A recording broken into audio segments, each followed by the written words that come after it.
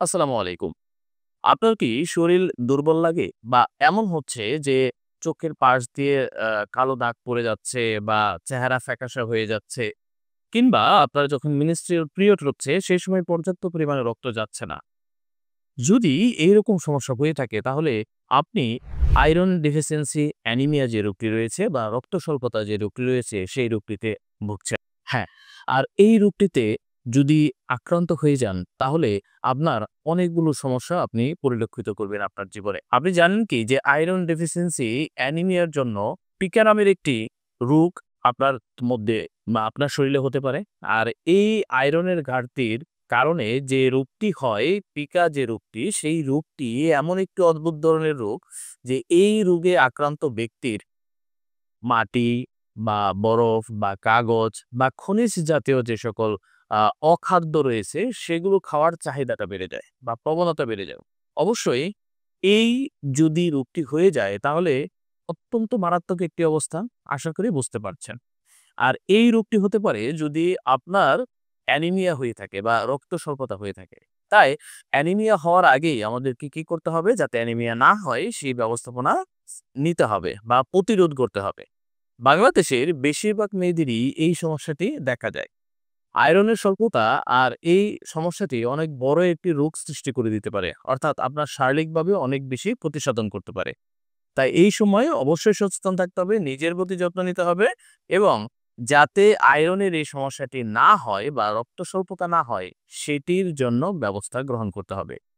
আজকে যে ভিডিওটি করব, এই ভিডিওটি আশা করি আপনার অনেক বেশি উপকারে আসবে। তাই ভিডিওর ১ম থেকে শেষ পর্যন্ত দেখার অনুরোধ জানাচ্ছি।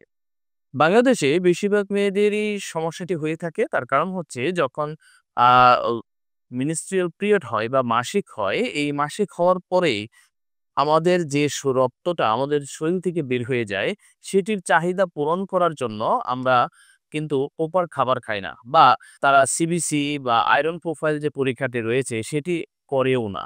আর এইটি না করার কারণে তারা জানতেই পারে না যে তার শরীরে আয়রনের যে ঘাটতি রয়েছে, সেটি হচ্ছে। আর এই সমস্যাটি যদি আপনি লক্ষণ দেখে না বুঝতে পারেন, তাহলে কিন্তু হতে পারে মহাবিপদ। তাহলে এটি হওয়ার কারণ কি? এটি হওয়ার মূল কারণ হচ্ছে বাংলাদেশের মেয়েদের যখন মিনিস্ট্রিয়াল পিরিয়ড হয় বা মাসিক শুরু হয়, এই মাসিকের সময় তাদের শরীর থেকে অত্যাধিক পরিমাণের রক্ত বের হয়ে যায় বা চলে যায়। আর এর পাশাপাশি আরো একটি কারণ হচ্ছে যে আমরা আয়রন সমৃদ্ধ যে খাবারগুলো রয়েছে সেগুলো সঠিকভাবে গ্রহণই করি না। আর এটি গ্রহণ না করার কারণে যে রক্তটি আমাদের শরীর থেকে নষ্ট হয়ে যাচ্ছে সেটি নতুন করে আর সৃষ্টি হচ্ছে না। আর সৃষ্টি না হওয়ার কারণেই কিন্তু আমাদের এই রক্ত স্বল্পতা বা অ্যানিমিয়া দেখা দিচ্ছে। তাহলে কোন খাবারগুলো এই আ পরিমাণ আয়রন পাওয়া যায় সেগুলো নিয়ে একটু আলোচনা করা যাক। যেমন কচু শাক, তারপর কলা, পালং শাক, ডিমের কুসুম, লাল শাক, হ্যাঁ? কলিজা, এই যে খাবারগুলো রয়েছে, এই খাবারগুলো কিন্তু আপনার যে আয়রনের চাহিদা সেটি পূরণ করতে পারে। কিন্তু যদি এই খাবারগুলো আমরা যথাসময়ে গ্রহণ না করি, অর্থাৎ খাবারগুলো না খাই, তাহলে কিন্তু এটি আমাদের শরীরে সৃষ্টিই হবে না। আবার এর পাশাপাশি বেশ কিছু সাপ্লিমেন্টারি রয়েছে, ঔষধ রয়েছে যেগুলো গ্রহণ করতে হয় এই সমস্যাটি দূর করার জন্য। আমরা যদি সেইটিও গ্রহণ না করি, তাহলে কি হবে? তাহলে আমাদের এই চাহিদাটি পূরণ হবে না, আমরা বিভিন্ন রোগে আক্রান্ত হব। এই সমস্যাটি হলে যে সকল লক্ষণ আপনি দেখতে পারবেন। আপনার ঠোঁট বা চোখের চারপাশে ফ্যাকাশে হয়ে যাবে, শরীরের উজ্জ্বলতা নষ্ট হবে, মাথার চুল অনেক বেশি পড়ে যাবে, হাতের নখগুলো অমসৃণ হয়ে যাবে এবং ভঙ্গুর প্রকৃতির হবে।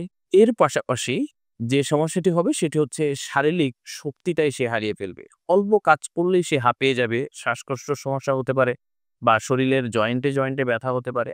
এই প্রত্যেকটি সমস্যা রক্ত স্বল্পতার কারণে কিন্তু আমাদের শরীরে পরিলক্ষিত হবে।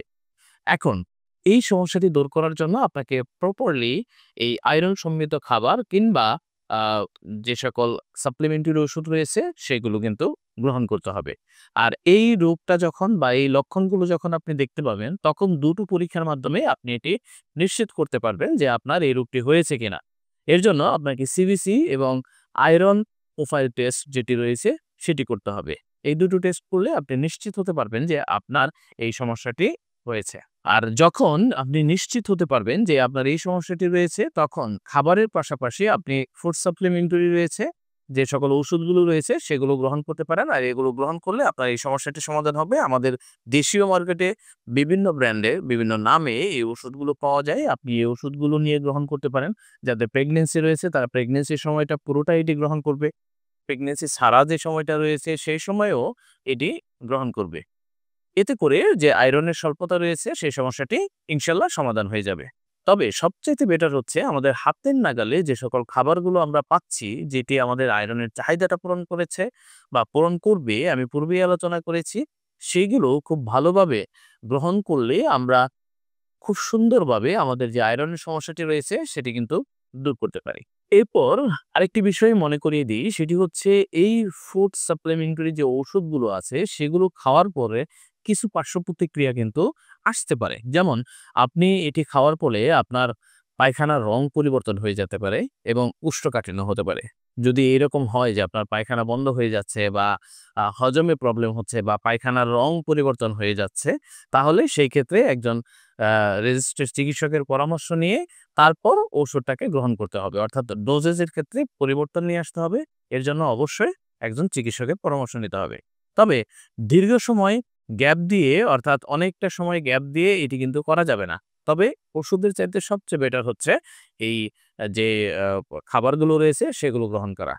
আর এই সমস্যাটা দূর করতে হবে সকলের একত্রিত হয়ে সচেতনতার মাধ্যমে।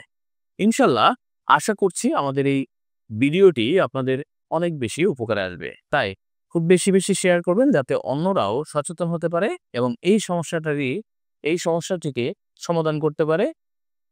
এই সমাধানের মাধ্যমে খুব সুন্দর একটি জীবন অতিবাহিত করতে পারে সকলেই একসাথে। আমাদের এই চ্যানেলটিতে যারা নতুন রয়েছেন তারা অবশ্যই সাবস্ক্রাইব করে ফেলবেন এবং পাশে থাকা বেল আইকনটি বাজিয়ে দিবেন, যাতে নতুন কোনো ভিডিও আসার সাথে সবার আগে আপনার কাছে পৌঁছে যায়।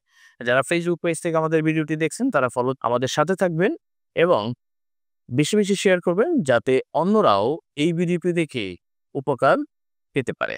সকলে ভালো থাকবেন, সুস্থ থাকবেন। আসসালামু আলাইকুম।